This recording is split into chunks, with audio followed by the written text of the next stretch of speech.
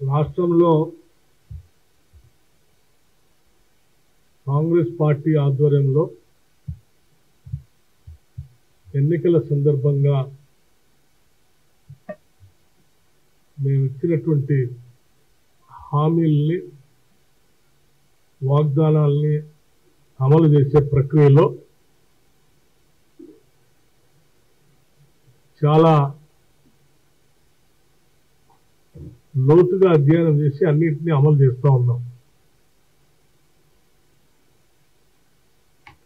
ప్రధానంగా ఇప్పటికే రాజీవ్ ఆరోగ్యశ్రీ 10 లక్షలకు సంబంధించి కానీ పెంచినటువంటి విధానం కానీ, రాష్ట్రంలో ఉన్న మహిళలందరికీ ఉచిత బస్సు రవాణా సౌకర్యం కల్పించడంలో కానీ,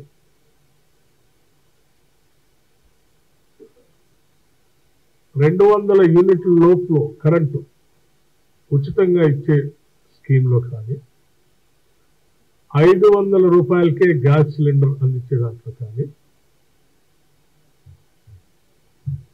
అనుకున్న సమయం కంటే ముందే త్వరితగతిన అందించి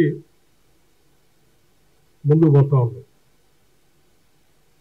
దాంతోపాటు రుణమాఫీకి సంబంధించి కూడా త్వరలోనే చేయబోతా ఉంది.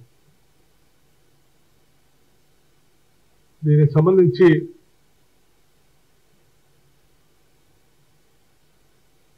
5 ఏళ్ళు ₹1,00,000 రుణమాఫీ చేస్తామని అధికారంలో నడిచి 5 ఏళ్ళు పూర్తయితే కూడా ఆ ₹1,00,000 కూడా రుణమాఫీ చేయనటువంటి టీఆర్ఎస్ నాయకత్వం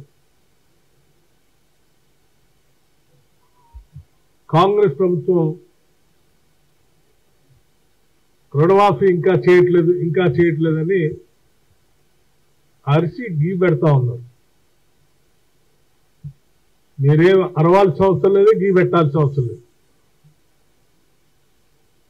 కాంగ్రెస్ పార్టీ ప్రభుత్వం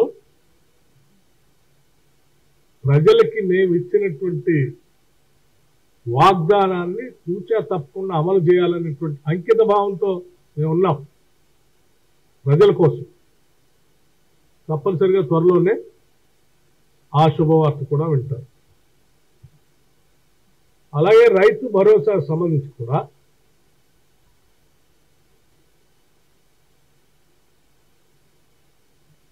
మేము రైతు బంధు నుంచి రైతు భరోసా చేసే ప్రక్రియలో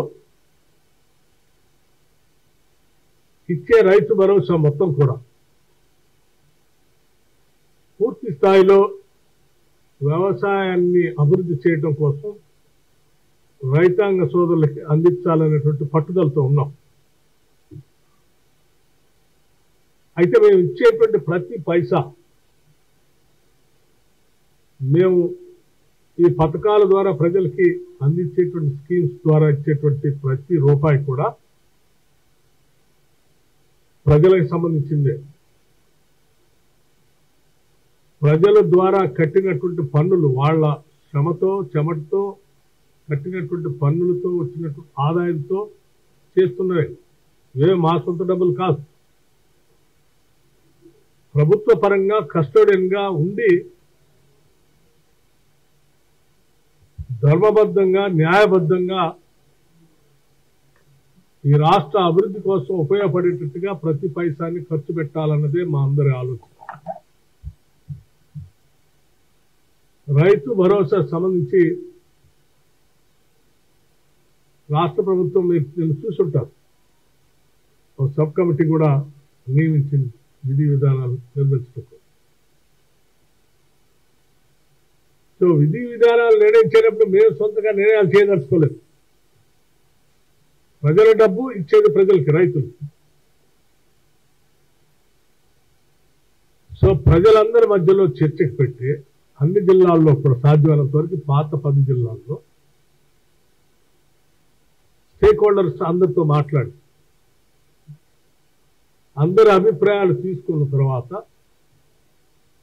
ఆ అభిప్రాయాలన్నింటినీ కూడా కూలంకషంగా కూర్చి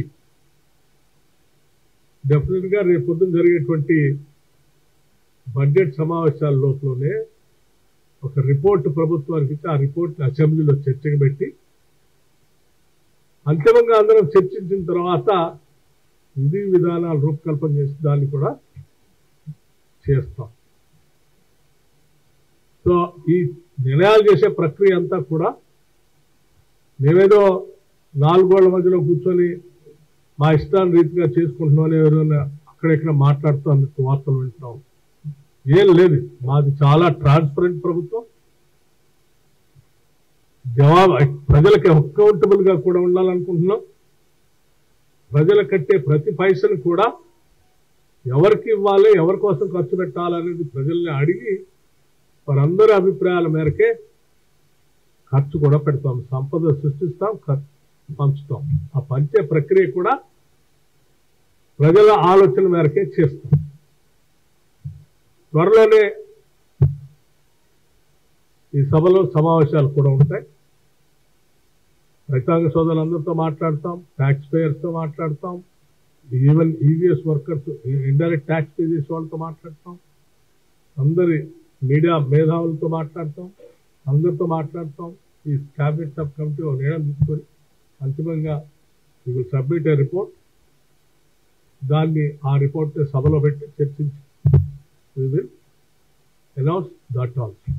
సో మీరు ఏ రకంగా చూసుకున్నాక ఏ ఒక్కదాన్ని కూడా మేము వదిలిపెట్టమని చెప్పడం కోసం నేను చెప్తా ఉన్నాం. బహుశా ఆశపడతా ఉండొచ్చు, ఏదో ఒకటి చేయకుండా వదిలేస్తే బాగు, దాన్ని పట్టుకొని మేము ఏది ప్రజలను రెచ్చగొట్టి మళ్ళీ 5 సంవత్సరాల తర్వాత మళ్ళీ మనం అధికారంలోకి వస్తాం, 15 ఏళ్ళు మేమే ఉంటాం అని చెప్పే కళ్ళబొల్లి కబుర్లు ఎవరు నమ్మాల్సిన అవసరం లేదు. ఈ ప్రభుత్వం 100% చూసా తప్పకుండా ప్రజలకు ఇచ్చినటువంటి వాగ్దానాలు యాక్చువల్గా ఇంప్లిమెంట్ చేయబోతుంది. ఈవెన్ ఇంక్లూడింగ్ ఉద్యోగాలకు సంబంధించి కూడా జాబ్ క్యాలెండర్ త్వరలోనే ప్రకటిస్తారు.